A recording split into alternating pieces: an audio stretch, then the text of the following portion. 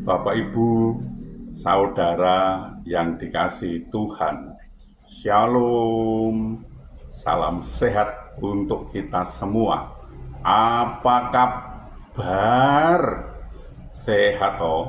Wah, sungguh luar biasa, mantap. Kita akan membaca Alkitab, namun sebelumnya marilah kita berdoa. Ya Tuhan, kami mengucap syukur dan terima kasih atas anugerah dan cinta kasih Bapa yang kami rasakan pada saat ini. Sungguh luar biasa Bapa. Terima kasih. Bapa, kami akan membaca Alkitab dan akan merenungkannya. Berilah kami daya ingat yang baik dan berilah kami pengertian agar kami bisa memahami apa yang Tuhan kehendaki, kami bisa melakukan dan juga bisa memberitakan. Dalam nama Tuhan Yesus kami berdoa. Amin. Bacaan Alkitab dari Yohanes pasal 15 ayat 7. Jikalau kamu tinggal di dalam aku dan firman-Ku tinggal di dalam kamu, mintalah apa saja yang kamu kehendaki dan kamu akan menerimanya. Demikian pembacaan Alkitab. Terpujilah Kristus.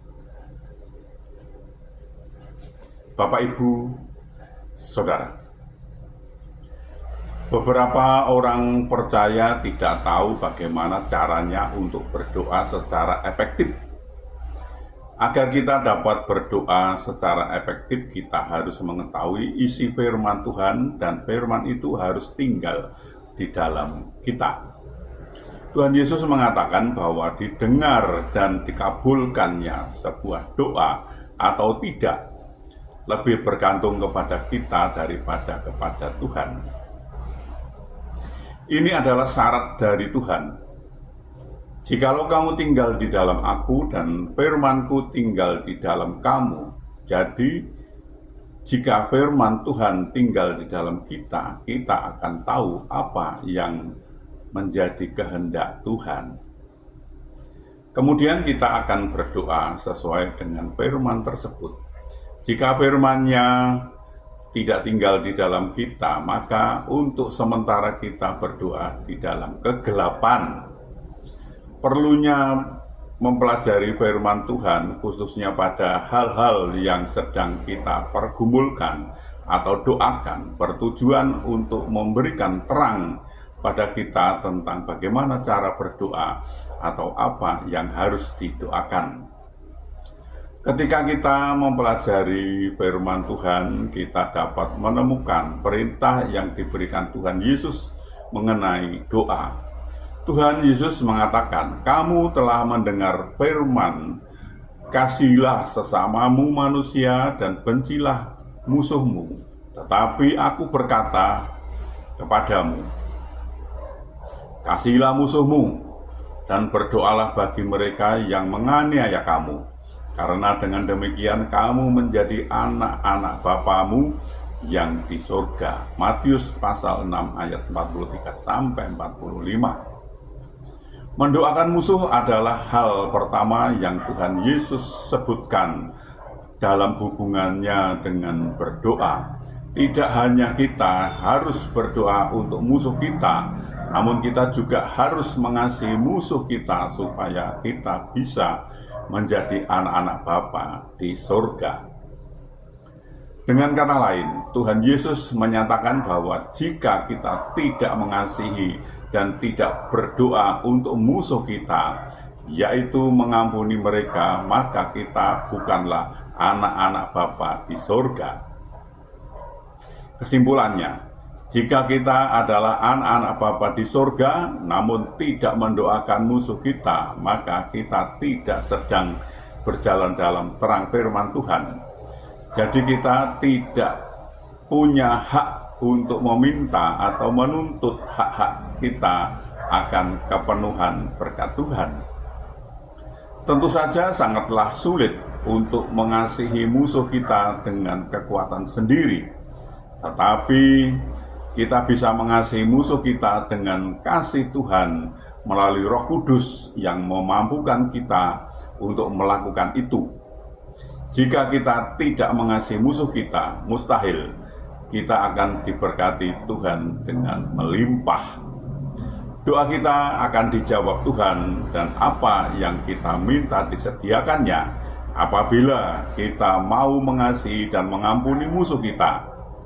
Karena kasih Allah telah dicurahkan di dalam hati kita oleh Roh Kudus yang telah dikaruniakan kepada kita. Roma pasal 5 ayat 5. Tuhan menolong dan memberkati kita. Amin. Mari kita berdoa.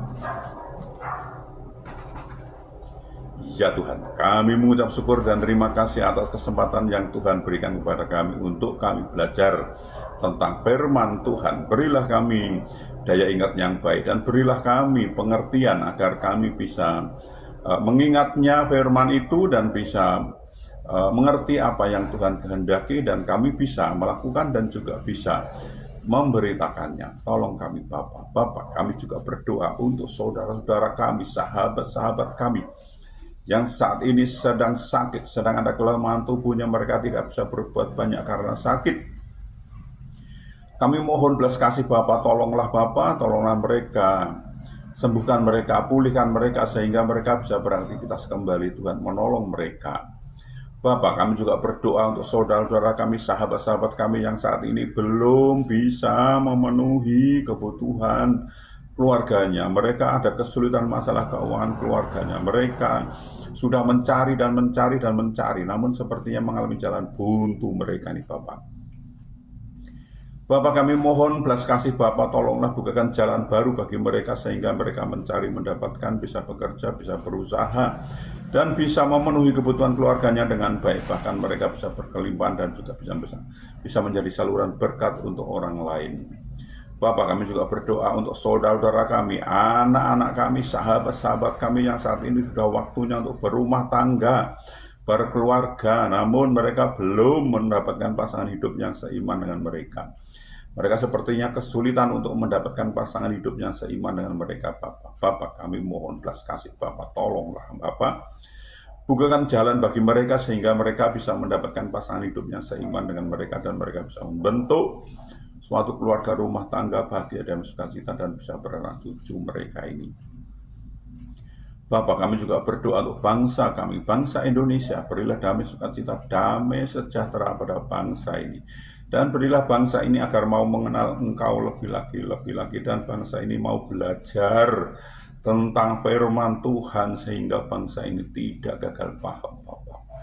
Bapak, ini kami pakailah kami untuk memberitakan firman-Mu, lengkapi kami dengan Roh-Mu yang kudus untuk memimpin dan membimbing kami dalam memberikan firman itu agar tidak keliru, Bapak.